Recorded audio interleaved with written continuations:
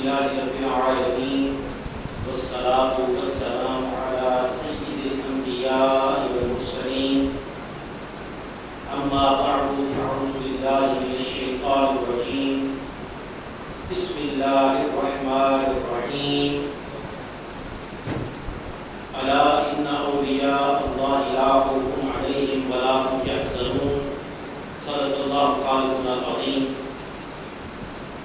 مولاي صل وسلم دائما ابدا على حبيبك خير الخلق كلهم محمد سيد الكونين والثقلين والفريقين من عرب ومن عجم اللهم صل على محمد وعلى ال محمد كما صليت على ابراهيم وعلى ال ابراهيم انك حميد مجيد اللهم بارك على محمد وعلى ال محمد كما باركت على ابراهيم وعلى ال ابراهيم انك حميد مجيد. قابل احترام برادران اسلام، السلام علیکم ورحمۃ اللہ وبرکاتہ. اللہ تبارک و تعالیٰ کی ذات و برکات کا لاکھ لاکھ فضل و احسان ہے، اس کی کرم نوازی اور مہربانی ہے کہ جس کی توفیق و عنایت سے آج ہم ایک مرتبہ پھر جمعہ کے اس بابرکت اجتماع میں جمع ہیں. اللہ تبارک و تعالیٰ سے دعا ہے ہم سب کا یہاں جمع ہونا، بیٹھنا بٹھانا اپنی بارگاہ عالیہ میں قبول و منظور فرمائے. جو کچھ ہم سنیں اور سنائیں اسے یاد رکھیں، اس پر عمل کرنے اور آگے پہنچانے کی توفیق عطا فرمائے اور ہم سب کے لیے دنیا اور آخرت میں فلاح، نجات اور کامیابی کا باعث بنائے. آمین یا رب العالمین.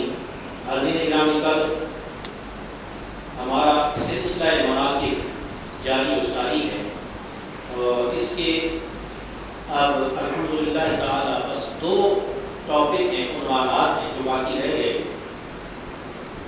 ایک ہم کوشش کریں گے کہ آج کی اس نشست میں مکمل کر لیں اور وہ ہے اولیاء کرام علیہ السلام کی صحبت اور ان کی ہم نشینی کی فضیلت، اور دوسرا جو ہے وہ امت محمدیہ صلی اللہ علیہ وآلہ وسلم کے فضائل و مناقب. تو انشاءاللہ العزیز یہ 2 ہمارے موضوعات ہیں. امید تو ہے کہ 2 خطبات میں نہیں تو کم سے کم پھر 3 خطبات میں یہ مکمل ہو جائیں. حاضرین گرامی، کل صحبت، کمپنی، مجالست، بیٹھک، دوستی، یہ سارے کے سارے الفاظ تقریباً تھوڑے سے فرق کے ساتھ ہم معنی ہیں. عام روٹین میں ایک ضرب المثل اردو کی استعمال ہوتی ہے. کہا جاتا ہے کہ آدمی اپنی صحبت سے پہچانا جاتا ہے. A man is known by the company he keeps. یعنی اگر کسی آدمی کے بارے میں آپ نے رائے قائم کرنی ہو، آپ نے اس کے بارے میں کوئی تحقیق کرنی ہو، کسی نتیجے پر پہنچنا ہو، تو آپ کیا کیجیے، آپ اس کے ماحول کو دیکھیے، آپ اس کے اٹھنے بیٹھنے کو دیکھیے، آپ اس کے دوست احباب کو دیکھیے، آپ اس کے روزمرہ معاملات میں دیکھیے کہ کن لوگوں کے ساتھ اس کا تعلق ہے، کن لوگوں کے ساتھ وہ اٹھتا بیٹھتا ہے. اس بنیاد پر آپ کو معلوم ہو جائے گا کہ اس بندے کا کردار کیسا ہے، اخلاقیات کیسی ہیں، سوچ کیسے. یہ یقین کریں کتنی اہم چیز ہے کہ ہم اس کی طرف بہت کم توجہ کرتے ہیں. ماحول کا، صحبت کا بہت زیادہ اثر ہوتا ہے. آغاز کروں گا ایک حکایت سے. حضرت شیخ سعدی رحمۃ اللہ تعالیٰ علیہ کی وہ فرماتے ہیں کہ ایک دن دوران سفر جب مجھے رفع حاجت کی ضرورت محسوس ہوئی، ظاہر ہے آپ کو معلوم ہے وہ دور ایسا تھا کہ اس دور میں مٹی کے ڈھیر استعمال ہوتے تھے. تو میں نے راہ چلتے چلتے ایک مٹی کا ڈھیلا اٹھایا. مٹی کا ڈھیلا جیسے ہی میں نے اٹھایا تو میں حیران ہوا کہ اس سے مٹی کی بجائے گلاب کی خوشبو آ رہی تھی. تو میں نے اس مٹی کے ڈھیلے سے وہاں سوال کیا کہ اے مٹی کا ڈھیلا، تو مٹی کا ڈھیلا ہے، تیرے ساتھ گلاب کا کوئی تعلق نہیں بنتا ہے، تو تجھ سے تو مٹی کی خوشبو آنی چاہیے تھی، مہک آنی چاہیے تھی، یہ گلاب کی خوشبو کیسے آ رہی؟ تو پھر خود ہی لکھتے ہیں کہ اس مٹی کے ڈھیلے نے مجھے جواب دیا کہ بالکل آپ ٹھیک کہہ رہے ہیں، میں مٹی ہوں، مجھ سے مٹی کی ہی مہک آنی چاہیے تھی، خوشبو آنی چاہیے تھی، لیکن بات یہ ہے کہ میں ایک عرصے تک گلاب کے پودے کی جڑ کے ساتھ لگا رہا، جس کی وجہ سے میرے اندر اس کی خوشبو آ گئی. تو آپ اندازہ لگائیں براکان اسلام کہ انہوں نے اس بات سے کتنی بڑی بات سمجھا دی اس حکایت سے کہ میں گلاب کے پودے کے ساتھ جڑا رہا، اس جڑنے کی وجہ سے جو میری اپنی پہچان تھی، اب لگ تو میں مٹی رہا ہوں لیکن میرے اندر جو خوشبو ہے وہ گلاب کی آ گئی. یہی چیز جس پر اللہ تعالیٰ نے بار بار قرآن مجید میں زور دیا ہے، سرکار عالم صلی اللہ علیہ وسلم نے اپنی حدیث مبارکہ میں زور دیا ہے، صحابہ کرام نے، اہل بیت اطہار نے، اولیاء نے اپنے اقوال میں زور دیا ہے. کیا ہے؟ اللہ تبارک و تعالیٰ کے پیارے حبیب کریم صلی اللہ علیہ وسلم کی سنت پہ عمل کرنا. جب آپ سنت پہ عمل کریں گے، سیرت مصطفیٰ صلی اللہ علیہ وسلم پر عمل کریں گے، یہ باڈی تو آپ کی ہوگی، اس میں عمل کی خوشبو مصطفیٰ کریم کی آئے گی صلی اللہ علیہ وسلم. جب آپ بولیں گے تو بولنے کا انداز آپ کا سنت مصطفیٰ کے تابع ہو جائے گا. جب آپ کھائیں گے تو کھانے کا انداز سنت مصطفیٰ کے تابع ہو جائے گا. جب آپ پیئیں گے پینے کا انداز سنت مصطفیٰ کے تابع ہو جائے گا. جب آپ چلیں گے چلنے کا انداز تابع ہو جائے گا. آپ مخلوق خدا کی خدمت آقا علیہ السلام کی سنتوں کے مطابق کریں گے، وہ ساری کی ساری آپ کی شخصیت، جو شخصیت تو آپ کی ہے، محض اس میں سنت مصطفیٰ کی آ جائے گا صلی اللہ علیہ وسلم. اور جب اس کی مہک آ جائے گی پھر آپ کا اٹھنا بیٹھنا اوڑھنا بچھونا آنا جانا سارے کا سارا سرکار عالم صلی اللہ علیہ وسلم کے طریقے کے مطابق آ جائے. تو پھر آپ جہاں کہیں بھی جائیں گے سنت مصطفیٰ کی خوشبو میں بکھیرتے جائیں گے. اس لیے براکان اسلام کی بڑی امپورٹنٹ اور اہم چیز ہے نیک آدمیوں کی صحبت اختیار کرنا، اچھے آدمی کی صحبت اختیار کرنا. یہ آپ کو اچھا بنا دے. فارسی میں کہا جاتا ہے صحبت تالے ترا تالے قرت، صحبت سہلے ترا سالے قرت. ظالم آدمی، بدکردار آدمی، غلط آدمی کی صحبت تجھے ہوئی بنا دے، اور صالح اور نیک آدمی کی صحبت تجھے صالح بنا دے، نیک بنا دے. ایک بڑی امپورٹنٹ بات، حضور نبی اکرم صلی اللہ علیہ وآلہ وسلم کی ذات و برکات پر جو لوگ ایمان لائے اور ایمان لا کر آپ صلی اللہ علیہ وسلم کی ذات و برکات کو بھلے ایک لمحے کے لیے ہی صحیح سر کی آنکھ سے اپنی ظاہری حیات میں دیکھیں، ایمان لائے، ایمان لانے کے بعد بھلے ایک لمحے کے لیے ہی صحیح مرنے سے پہلے اپنی ظاہری آنکھ سر کی آنکھ سے دیکھا، پھر خاتمہ ایمان پر ہوا. ایسی ہستی کیا کہلاتی ہے؟ بولیے، صحابی کہلاتی ہے. اب میں آپ سے سوال کروں، کیا حضور نبی اکرم صلی اللہ علیہ وسلم کی ذات و برکات کے صحابہ نمازیں پڑھنے والے نہیں تھے؟ آپ کہیں گے بالکل تھے. حج کرنے والے نہیں تھے؟ بالکل تھے. روزے رکھنے والے نہیں تھے؟ بالکل تھے. زکات دینے والے نہیں تھے؟ بالکل تھے. صدقات دینے والے نہیں تھے؟ بالکل تھے. یعنی دنیا کی کون سی خیر اور نیکی ایسی ہے جو ان کی ذات میں نہیں پائی جاتی؟ سب کچھ وہ کرتے تھے. اور سب سے بڑھ کر یہ میں کہتا ہوں کہ وہ حضور نبی اکرم صلی اللہ علیہ وسلم کی ذات و برکات سے عشق کی حد تک محبت کرنے والے تھے. تو اللہ تبارک و تعالیٰ نے اور حبیب کریم صلی اللہ علیہ وسلم نے ان کو محبان مصطفیٰ کا خطاب نہیں دیا. صلی اللہ علیہ وسلم نہیں کہا گیا، عاشقین نہیں کہا گیا، کیا کہا گیا ہے؟ صحابہ۔ کیوں کہا گیا؟ کیونکہ دنیا کی اس کائنات کی عظیم ترین صحبت اگر کسی ہستی کو ملی ہے تو حضور نبی اکرم صلی اللہ علیہ وسلم کا صحابی۔ اللہ تبارک و تعالیٰ کے نزدیک برادر اسلام ان اللہ صحبت کا کتنا اثر ہے۔ حضرت عیسیٰ علیہ السلام کی ذات بابرکات، ان کے جو ماننے والے اس وقت ظاہری حیات میں ان کے ساتھ حواری کہا جاتا ہے، وہ صحابی نہیں کہا، ان کو حواری کہا گیا۔ اور حواری کا مطلب ہے گھومنے پھرنے والے، مکالمہ کرنے والے، بات چیت کرنے والے، ارد گرد رہنے والے۔ سرکار بارک صلی اللہ علیہ وسلم کی ذات بابرکات کے جتنے بھی چاہنے والے، ماننے والے، ظاہری حیات میں آپ کے ساتھ رہے، ایمان پہ خاتمہ ہوا، وہ صحابی بن گئے۔ اللہ تبارک و تعالیٰ اور پیارے حبیب کریم علیہ السلام نے ان کو صحابہ کہا، مطلب صحبت مصطفیٰ سے فیضیاب ہونے والا۔ اتنی فضیلت ہے۔ اس حوالے سے پہلی حدیث مبارکہ برادران اسلام جو متفق علیہ ہے اور ممکن ہے آپ نے پہلے سنی ہو، چونکہ ٹاپک یہی ہے اس لیے دہرائی جائے گی، یعنی صحیح بخاری اور صحیح مسلم کی روایت۔ آپ صلی اللہ علیہ وسلم کی ذات بابرکات نے فرمایا، مثل الجلیس الصالح والصبح كحامل المسك ونافخ الكير، فحامل المسك اما ان يحزيك واما ان تبتاع منه واما ان تجد منه ريحا طيبة، ونافخ الكير اما ان يحرق ثيابك واما ان تجد ريحا خبيثا۔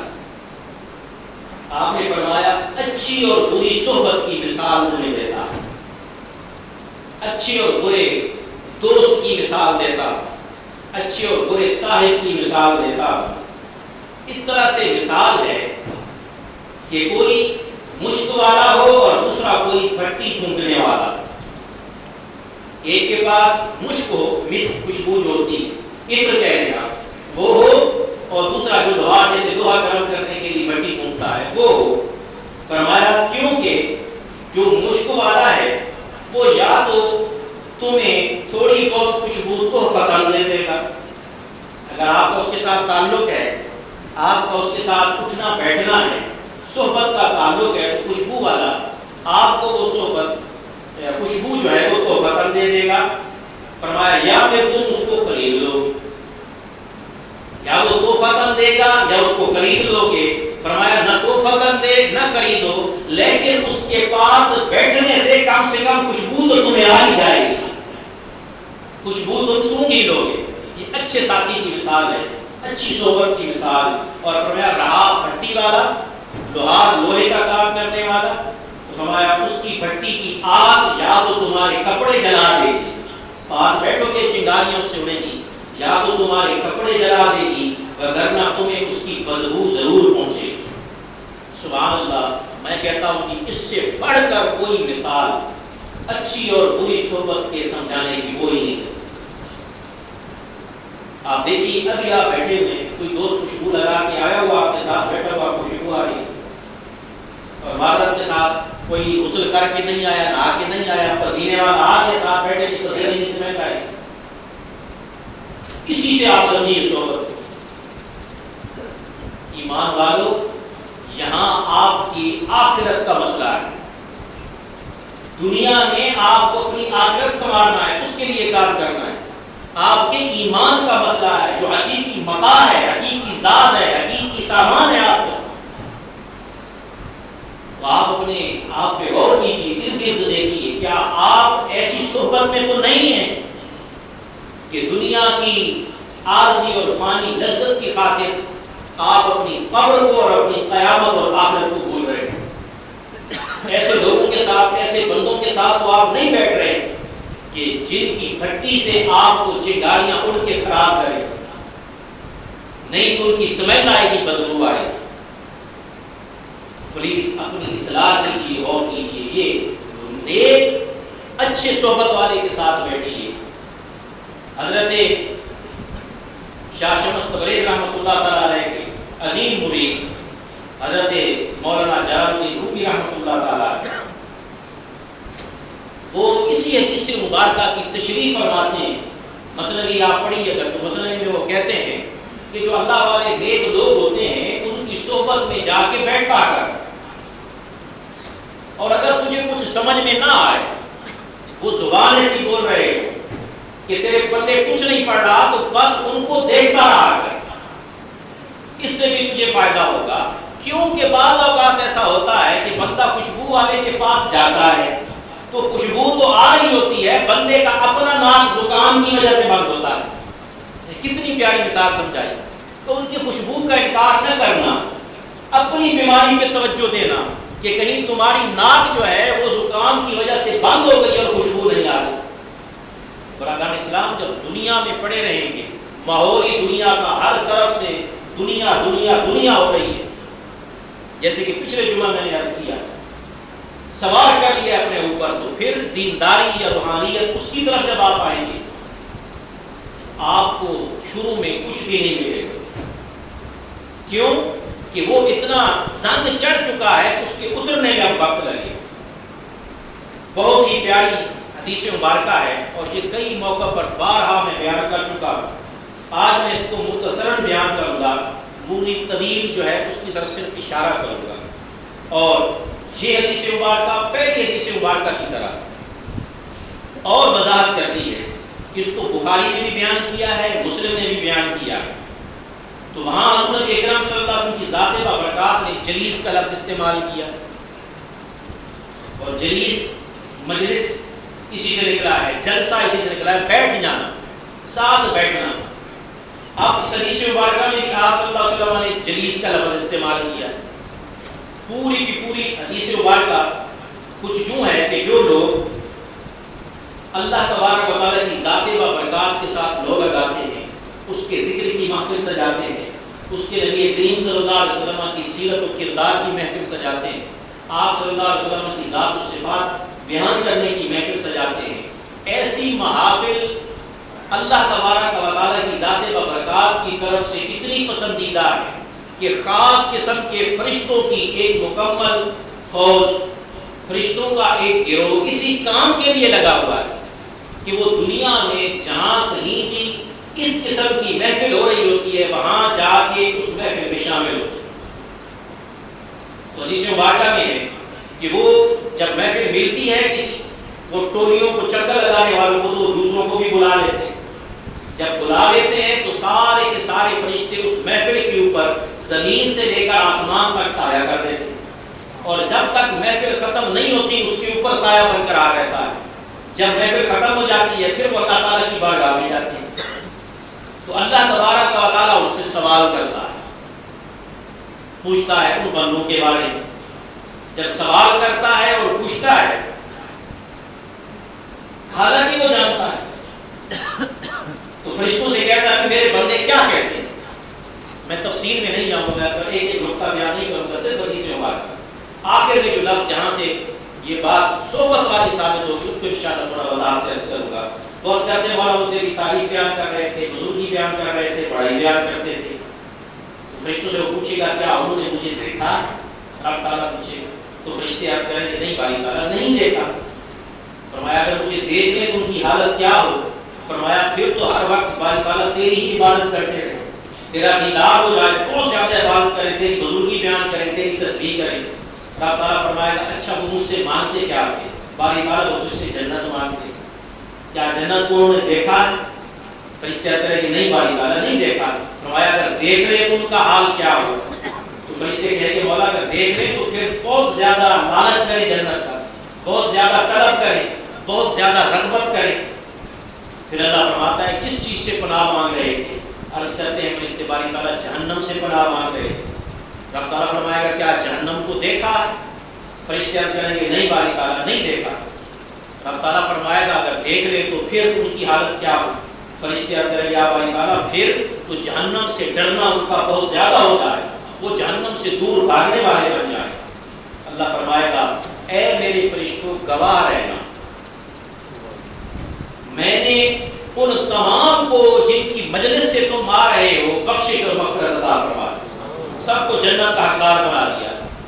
اب اصل بات ایک فرشتہ جب یہ بات سنے گا تو وہ کہے گا یا باری تعالیٰ فلاں آدمی ذکر کرنے والوں میں شامل نہیں تھا. اب آپ دیکھیے صحبت کا کتنا فیض ہے اور فائدہ ہے. فلاں آدمی ذکر کرنے والوں میں شامل نہیں تھا بلکہ اس کا کوئی کام تھا, اس کی کوئی حاجت تھی, وہ تو اس کے لیے آ کے بیٹھ گیا. اس کا مطلب یہ ہوا کہ وہ نیت اور ارادہ کر کے نہیں آیا. محفل ذکر میں یا درس قرآن میں, درس حدیث میں, حضور صلی اللہ علیہ وسلم کی ذات بابرکات کی سیرت کی محفل میں, میلاد کی محفل میں, اولیاء کے ذکر کی محفل میں نیت کر کے نہیں آیا. اللہ تعالیٰ معاف فرمائے, ہر ایک کی صلاح نیت کی توفیق عطا فرمائے. کسی اور ارادے سے آیا تھا, کسی کام سے آیا تھا, آگے دیکھا تو جس سے کام ہے وہ محفل میں بیٹھا. انہوں نے کہا بھی چلو اب باہر کھڑے رہنے سے فائدہ نہیں, میں بھی شامل ہو جاتا. وہ شامل ہو گئے, اپنی حاجت کے لیے آئے. تو باری تعالیٰ پھر ایسا آدمی ظاہر ہے انما الاعمال بالنیات. سرکار دو عالم صلی اللہ علیہ وسلم کی حدیث مبارکہ ہے لکل امرئ ما نویٰ, ہر ایک کو وہی ملے گا جو اس کی نیت وہ کرے. تو اس کا مصداق وہ بندہ تو نہیں بخشا گیا. اب رب تعالیٰ کیا ارشاد فرمائے گا, وہ الفاظ عربی والے سنیے. رب تعالیٰ فرمائے گا ہم الجلساء, یہ جلیس کی جمع ہے اور وہ بیٹھنے والے کو کہتے ہیں, ساتھ بیٹھنے والے, صحبت میں بیٹھنے والے. ہم الجلساء لا یشقی بہم جلیسہم, اے میرے فرشتے سن لو, یہ میرے نیک بندے جو محفل ذکر میں شامل تھے, یہ میرے اولیاء اور صلحاء سارے بندے, یہ ایسے ہم نشین ہیں کہ جو ان کے پاس بیٹھ جاتا ہے وہ بھی بد نصیب سے خوش نصیب بن جاتا ہے. صرف بیٹھنا برادران اسلام, آپ نیک صحبت کا فائدہ دیکھیے. صرف آپ بیٹھ گئے نیک لوگوں کے ساتھ, ابھی ان کی مکمل صحبت اختیار نہیں کی, ابھی مکمل طور پہ ان کا حلقہ اختیار نہیں کیا, کتنا کرم ہو گیا کہ ایک محفل نے آپ کو بد نصیب سے خوش نصیب بنا دیا. ایک محفل نے آپ کو جہنمی سے جنتی بنا دیا, گناہگار سے بخشش اور مغفرت والا بنا دیا. اس لیے جہاں کہیں بھی نیک اور صالح صحبت ملتی ہے, محفل ملتی ہے برادران اسلام, اپنی آخرت کا سرمایہ بنانے کے لیے خدا وہاں ضرور شامل ہوا ہے. اگر آپ کے پاس وقت ہے اور فارغ ہیں, جا سکتے ہیں, وہاں ضرور جایا. آگے بات آ جائے گی اولیاء اور صلحاء کی, صرف ان کی زیارت کرنے کے لیے جانا, اس کی بھی کتنی فضیلت ہے. اب آپ دیکھیے انما الاعمال بالنیات, آپ نے یہ حدیث مبارکہ سنی, بخاری شریف کی پہلی حدیث مبارکہ یہ. حضور نبی اکرم صلی اللہ علیہ وسلم کی ذات بابرکات کو جب حکم ہوا مدینہ شریف ہجرت کرنے کا, تو سارے صحابہ کرام ہجرت کر گئے. تو ان میں سے ایک صحابی رسول ہے صلی اللہ علیہ وسلم, یعنی کوئی کافر کی بات نہیں ہو رہی, مشرک کی بات نہیں, صحابی رسول ہیں. انہوں نے ہجرت کی, تو ہجرت کرتے ہوئے ان کے دل میں یہ نیت تھی کہ ویسے تو میں ہجرت نہ کرتا, لیکن جس عورت سے میں نے شادی کرنی ہے وہ مدینہ رہتی, تو لہذا ہجرت کرتے ہیں تو پھر اسی بہانے اس سے شادی ہو جائے. یہ ذہن میں رکھ کے ہجرت کی. تو آپ صلی اللہ علیہ وسلم کی ذات بابرکات کو جب یہ پتہ چلا, یہ حدیث مبارکہ اس وقت کی, آپ نے فرمایا اعمال کا دار و مدار نیتوں پر ہے. ہجرت تو وہ کی ہے, عمل تو ہجرت کا ہو گیا, لیکن نیت کیا تھی؟ امرأۃ تصیبھا, عورت سے جا کے شادی کرے. آپ نے فرمایا اعمال کا دار و مدار نیتوں پر ہے. اگر کسی نے اس لیے ہجرت کی کہ اللہ اور رسول کی خاطر ہے تو اس کی ہجرت اللہ اور رسول کی خاطر. لیکن کسی نے اس لیے ہجرت کی کہ ہجرت کر کے کسی عورت سے شادی کرے یا ہجرت کر کے اپنا کوئی اور کام کر لے, تو فرمایا اس کی ہجرت اسی کی طرف ہے جس طرف اس نے ہجرت کی. نیت کا دخل ہے. لیکن ایمان والوں, ادھر نیک لوگوں کی صحبت کا فیض دیکھو, اللہ کے اولیاء صلحاء کی صحبت میں بیٹھنے کا کرم دیکھو. کہ رب تعالیٰ فرما رہا ہے وہاں کوئی بغیر نیت کے بھی چلا گیا وہ بھی بدبخت نہیں رہتا، اس وقت بنا دیا جاتا ہے۔ تو جو نیت کر کے ارادہ کر کے جائے گا اس پر اللہ تعالیٰ کتنی کرم نوازی فرمائے گا۔ اگلی حدیث مبارکہ سنیے، آپ نے فرمایا، آرڈر کیا، حکم دیا۔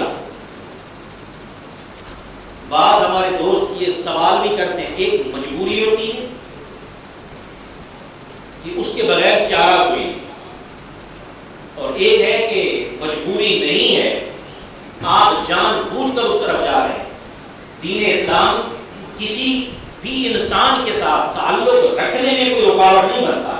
میں انسان کی بات کر رہا ہوں۔ آپ اکثر دوست ایسے بیٹھے ہیں جن کے ساتھ کیمپس کے اندر دوسرے کولیگز موجود ہیں، دیگر مذاہب، ان کے ساتھ انسانیت کا تعلق رکھنا، ہمدردی کا تعلق رکھنا وہ الگ بات، ان کے ساتھ دوستی اور تعلق ایسا بنانا جو ایک بندہ مومن کے ساتھ ہونا چاہیے تھا، یہ غلط ہے۔ اب حدیث مبارکہ سنیے، اس کو حضرت ابو داؤد شریف میں اور ترمذی میں، حضرت امام ابن ماجہ نے اور امام ابو داؤد رحمہ اللہ انہوں نے روایت کی، وہ فرماتے ہیں، فرمایا لا تصاحب الا مؤمنا ولا یاکل طعامک الا تقی۔ آپ نے فرمایا صرف مومن کی سنگت اختیار کرنا۔ یہاں تصاحب کا لفظ ہے، صحبت اختیار کرنے کا لفظ ہے، وہاں تھا بیٹھنا صاحب، صحبت اختیار کرنا۔ صحبت بیٹھنے سے ایک قدم آگے، بیٹھنا کبھی کبھار ہوتا ہے، کسی کے ساتھ جا کے آپ بیٹھ گئے، سفر میں آپ کسی کے ساتھ بیٹھ سکتے ہیں، کمپنی میں، آفس میں کسی کے ساتھ، لیکن صحبت جس کے ساتھ کثرت سے اٹھنا بیٹھنا۔ اس لیے قرآن مجید فرقان حمید میں جو زوجہ ہے اس کے لیے صاحبہ کا لفظ استعمال ہوا ہے، وصاحبتی، اپنی بیوی زوجہ، کثرت کے ساتھ اٹھنا بیٹھنا ہے اس کے ساتھ۔ اور صحابہ کرام رضوان اللہ علیہ اجمعین کو بھی صحابی اسی لیے کہا گیا، اٹھنا بیٹھنا ان کا اکثر سرکار دو عالم صلی اللہ علیہ وسلم کے ساتھ۔ تو فرمایا اگر سنگت اختیار کرنی ہے، صحبت اختیار کرنی ہے، صرف مومن کی صحبت اختیار کرنا، اور اگر دعوت پر کسی کو بلانا ہے، کھانا کھلانا ہے، تو فرمایا تمہارا کھانا صرف وہی کھائے جو اللہ سے ڈرتا ہے، نیک آدمی، پرہیزگار آدمی۔ مطلب اس ماحول میں جب رہو گے نیکوں سے جڑے رہو گے، کھانا کھلاؤ گے کسی کو بھوکا بھی ہے اور نیک بھی ہے، دو ثواب ملیں گے، ایک تو بھوکے کو کھانا کھلایا، دوسرا اللہ تعالیٰ کے نیک بندے کو، اس سے ڈرنے والے کو کھانا کھلایا کہ وہ کھانا کھا کے تمہارے لیے خیر کی دعا کرے گا۔ اور اگلی بڑی زبردست بات، یہ بعض دوست مجھ سے بھی سوال کرتے ہیں، خود اپنے آپ سے بھی سوال کرتے ہوں، اور کتنے دوست ایسے ہوں گے کہ جن پہ یہ کیفیت طاری ہوتی ہے، خود مجھ پہ طاری ہوتی ہے، آپ پہ بھی طاری ہوتی ہے۔ تو اس کیفیت کا طاری ہونا یہ تو نیچرل ہے، قدرتی، کیونکہ انسان کا اس کے بغیر چارہ نہیں۔ لیکن جب نیک صحبت میں آتے ہیں، اچھی صحبت میں آتے ہیں، تو پھر کیا ہوتا ہے؟ سنیے حدیث مبارکہ، اس کو بھی جامع ترمذی میں بیان کیا گیا۔ حضرت ابو ہریرہ رضی اللہ عنہ کی ذات بابرکات فرماتے ہیں، ہم نے عرض کیا یا رسول اللہ صلی اللہ علیہ وسلم، ما لنا اذا كنا عندك رقت قلوبنا وزهدنا في الدنيا وكنا من اهل الاخره فاذا خرجنا من عندك فانسنا اهالينا وشممنا اولادنا انكرنا انفسنا فقال رسول الله صلى الله عليه وسلم لو انكم تقولون اذا خرجتم من عندي كما كنتم على حالكم ذلك لزارتكم الملائكه في بيوتكم ولو لم تذنبوا لجاء الله بخلق جديد كي يذنبوا فيغفر لهم۔ ہم نے عرض کیا یا رسول اللہ، ہمیں کیا ہو گیا ہے کہ جب آپ کی صحبت میں بیٹھتے ہیں، سبحان اللہ، ہم آپ کے پاس بیٹھتے ہیں، آپ کی خدمت میں موجود ہوتے ہیں، ہمارے دلوں میں نرمی آ جاتی ہے۔ سبحان اللہ، یہ سرکار دو عالم صلی اللہ علیہ وسلم کے پاس بیٹھنے کا اثر یہ ہو رہا ہے کہ سخت دلی نرم دلی میں تبدیل ہو گئی، ہمارے دل نرم ہو جاتے ہیں، دنیا سے کوئی رغبت نہیں رہتی، دنیا داری سے دل کو چاٹ ہو جاتا ہے، آخرت کی طرف توجہ ہو جاتی ہے، آخرت کے طالب ہو جاتے ہیں۔ یہ کیفیت ہوتی ہے یا رسول اللہ صلی اللہ علیہ وسلم۔ اور جیسے ہی آپ کی صحبت سے، مجالست سے، مصاحبت سے اٹھتے ہیں، اپنے گھر والوں کی طرف جاتے ہیں، گھر والوں میں دل لگ جاتا ہے، ان سے مانوس ہو جاتے ہیں، اپنی اولادوں کے ساتھ ملنا جلنا ہو جاتا ہے تو ہمارے دل کی وہ کیفیت نہیں رہتی جو آپ کے پاس تبدیل ہو جاتی. ایسا ہوتا ہے یا نہیں ہوتا؟ ابھی آپ مسجد میں ہیں، جمعہ کا بیان سرکار دو عالم صلی اللہ علیہ وسلم کے فرمان عالی شان سن رہے ہیں، کیفیت اور ہے. جمعہ کے بعد جائیں گے اپنے کیمپ میں جائیں گے، کہیں ہائپر مارکیٹ میں ادھر جائیں گے، کیفیت اور ہو جائے بدل جائے. تو آپ صلی اللہ علیہ وسلم کی ذات بابرکات نے فرمایا تو ٹھیک کہتے ہیں. یہ چیز طاری ہونا فطری، لیکن اس کو اپنے اوپر حاوی نہیں کرنا. آپ نے فرمایا اگر تم اسی حالت میں رہو ہر وقت، جیسے کہ میرے پاس بیٹھتے ہو تو تمہاری حالت ہوتی ہے، تو پھر فرشتے آسمان سے اتر کر تمہاری زیارت کرنے کے لیے آئیں. تم اس مقام پہ پھر پہنچ جاؤ گے. یہ مقام ولایت ہے یا پھر مقام نبوت ہے؟ اس مقام پر پہنچ جاؤ گے کہ فرشتے تمہاری زیارت کے لیے آئیں. لیکن چونکہ فطرت ہے، نیچر ہے، گناہ تم کرتے ہو تو تم گناہ کرتے ہو، اور گناہ اگر نہیں کرو گے بالکل ساری دنیا یعنی نیک ہو جائے. آپ نے فرمایا اللہ کو سارے نیک پسند نہیں ہے. کیوں کہ سارے جب نیک بن جائیں تو اس کی بارگاہ میں گڑگڑانے والا، رونے والا، معافی مانگنے والا کوئی نہیں رہے گا. وہ چاہتا ہے کہ لوگ غلطی کریں گا تو مجھ سے ہی معافی مانگے گا. تو ایسی چیز وہ رب تعالیٰ چاہتا ہے. اگر تم سارے نیک بن جاؤ، پورے کے پورے انسان ہر طرف نیکی کا ماحول ہو جائے، فرمایا اللہ تعالیٰ پھر ایسے لوگ پیدا کرے گا جو گناہ کریں تو اس سے معافی مانگا. کیونکہ وہ رب تعالیٰ چاہتا ہی ہے کہ میں بخشش بھی اللہ دوں. معاذ اللہ ثم معاذ اللہ. اس کا مطلب یہ نہیں کہ سارے پھر کہتے ہیں گناہ کریں اور معافی مانگتے ہیں، یہ مطلب نہیں. مطلب یہ کہ تمہارے اوپر جو کیفیت طاری ہوتی ہے، یہ جو حال طاری ہوتا ہے، اور کہیں نہ کہیں غفلت کی وجہ سے تم آخرت کو بھول جاتے ہو، اس غفلت کی وجہ سے پھر اللہ کو پکارتے ہو، تو یہ چیز تمہارا اللہ سے تعلق اور مضبوط کرتی، جوڑتی. ہاں رہے اللہ کے اولیاء اور صلحاء یا رہے اللہ کے انبیاء کرام رسول اعظام، ان کی بات اور ہے. وہ براہ راست اللہ تعالیٰ کی طرف سے انبیاء اور رسول جو ہے ہدایت پاتے ہیں. اور یار جو ہوتے ہیں اللہ تبارک و تعالیٰ ان پر خصوصی کرم نوازی فرماتا ہے، ان کی بات اور ہے. یعنی سمجھانے کا مقصد یہ تھا کہ تم جو حالت تمہاری تبدیل ہو جاتی ہے تو سمجھ لو کہ مجھ سے غلطی ہو گئی، میں اللہ سے دور ہو گیا، مجھ سے نافرمانی ہو گئی، میں رب سے ہٹ بیٹھا، مجھ سے گناہ ہو گیا، میں اللہ کی بارگاہ سے دور چلا گیا، پتہ نہیں رب نے مجھے کیوں دور کر دیا. جب یہ آئے گا تو تم رونے لگ جاؤ، تمہاری آنکھوں میں نمی آ جائے گی. جب آنکھوں میں نمی آئے گی اللہ تبارک و تعالیٰ سے معافی مانگو گے، وہ خوش ہو کے معاف کروا. سبحان اللہ. یہ طریقہ برادران اسلام. اگلی حدیث سے مبارک جو میں عرض کر رہا تھا، آپ ایسے لوگوں کے پاس جائیے، ایسے نیک اور صالح انسان کے پاس جائیے، باقاعدہ وقت نکالیے. اور یہ میں عرض کر دوں بھلے وہ دنیا میں ہے یا دنیا سے چلا گیا، اس کی مزار کی زیارت کو بھی آپ جائیں گے تو وہی کیفیت طاری ہوگی. کسی نیت سے جائیں گے اللہ والے کے پاس جا رہا ہوں تاکہ میرا رب سے رابطہ بن جائے. وہ حیات ہے رب تعالیٰ کے پیارے حبیب کریم علیہ الصلوۃ والسلام ابن ماجہ نے، احمد نے اور بخاری نے الادب المفرد میں بیان کیا. فرمایا سمعت رسول اللہ یقول الا انبئکم بخیارکم قالوا بلی یا رسول اللہ صلی اللہ علیہ وسلم قال خیارکم الذین اذا رؤوا ذکر اللہ. آپ نے فرمایا اے میرے صحابہ کیا تمہیں تمہارے اندر جو سب سے بہترین لوگ ہیں میں ان کے بارے میں خبر نہ دوں؟ صحابہ کہتے ہیں ہم نے عرض کیا یا رسول اللہ صلی اللہ علیہ وسلم آپ بالکل ارشاد فرمائیے، خبر دیجیے. آپ صلی اللہ علیہ وسلم کی ذات بابرکات نے فرمایا تم میں سے بہترین لوگ وہ ہیں کہ جیسے ہی تم ان کو دیکھو تمہیں اللہ یاد آئے. جیسے ہی دیکھو تو ذہن میں آ جائے اچھا یہ تو وہ ہے جو اللہ کا ذکر کراتا ہے. سبحان اللہ سبحان اللہ، کیسا نیک اللہ کا بندہ ہے، اس کے ساتھ بیٹھ کے ہم بھی نیکی کی طرف چل پڑتے ہیں، وہ سب سے اچھے ہیں. پھر آپ صلی اللہ علیہ وسلم کی ذات بابرکات نے فرمایا یقیناً ان من الناس مواقیہ لذکر اللہ اذا رؤوا ذکر اللہ. کچھ لوگ ایسے ہوتے ہیں جو اللہ کے ذکر کی چابی ہوتے ہیں، اللہ کے ذکر کی کنجی ہوتے ہیں، انہیں دیکھتے ہی اللہ یاد آ جاتا ہے.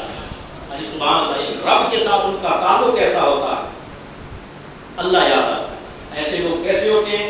پھر آقا کریم روح رحمۃ اللہ علیہ السلام و تسلیم نے مزید اگلی حدیث مبارکہ میں اس کی بہت ہی پیاری وضاحت ارشاد فرمائی. حضرت عبداللہ ابن عباس رضی اللہ عنہ روایت فرماتے ہیں یا رسول اللہ ای جلسائنا خیر. اس حدیث مبارکہ میں سوال ہی ایسا کر دیا صحابہ نے صحبت کے حوالے سے. سبحان اللہ. فرمایا من ذکرکم اللہ رؤیتہ وزاد فی علمکم منطقہ وذکرکم بالآخرۃ عمل. تین چیزوں کا میرے آقا نے بیان فرمایا ہے اور آج اس اختتام بیان پر برادران اسلام میں یہی گزارش کروں گا ان تین چیزوں والا کوئی آدمی آپ کو زندگی میں ملتا ہے اس سے جڑ جائے, اس کے ساتھ اپنا تعلق بنائیے. عرض کیا رسول اللہ صلی اللہ علیہ وسلم ہمارے بہترین ہم نشین کون ہیں, ہمارے بہترین صحبت دینے والے کون ہیں, کون سے ایسے ساتھی ہیں جن کو ہم بہترین کہیں جن کے ساتھ بیٹھیں. آپ نے فرمایا پہلی نشانی نوٹ کرو, جن کی زیارت تمہیں اللہ کی یاد دلا. پہلی پہچان, ان کو دیکھو اللہ یاد آ جائے. نمبر 2, جب وہ گفتگو کرے تمہارے علم میں اضافہ ہو جائے. سبحان اللہ. اللہ والے کی پہچان یہ, اس کو دیکھتے ہی رب یاد آئے, اس کے بولتے ہی علم میں اضافہ ہو جائے.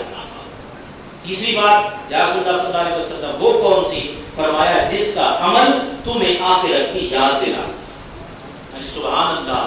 یعنی اس کو دیکھو تو رب یاد آ جائے, سنو تو اللہ اس کے رسول کی باتیں پتہ چلے, علم میں اضافہ ہو جائے, اور جب اس کو کام کرتے ہوئے دیکھو, عمل کرتے ہوئے دیکھو تو تمہیں بھی آخرت کی یاد آئے.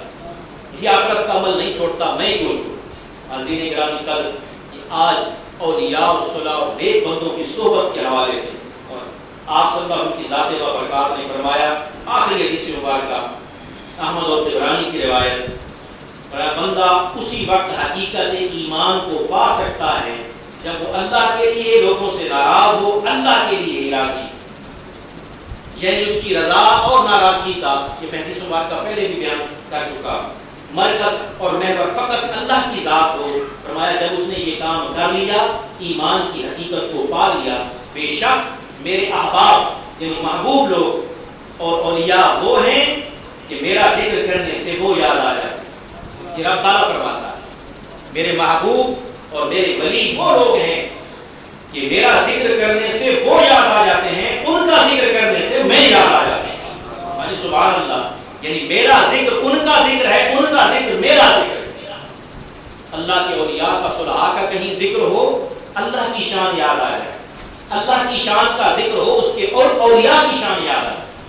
حاضرین گرامی قدر, موضوع چونکہ حدیث مبارکہ ہے, قرآن مجید نہیں ہے, اس میں بھی بے شمار ایسی چیزیں موجود ہیں, کرامات موجود ہیں اولیاء اور صلحاء کے حوالے سے. وہ میں گاہے گاہے عرض کرتا رہتا ہوں, بیان کرتا رہتا ہوں.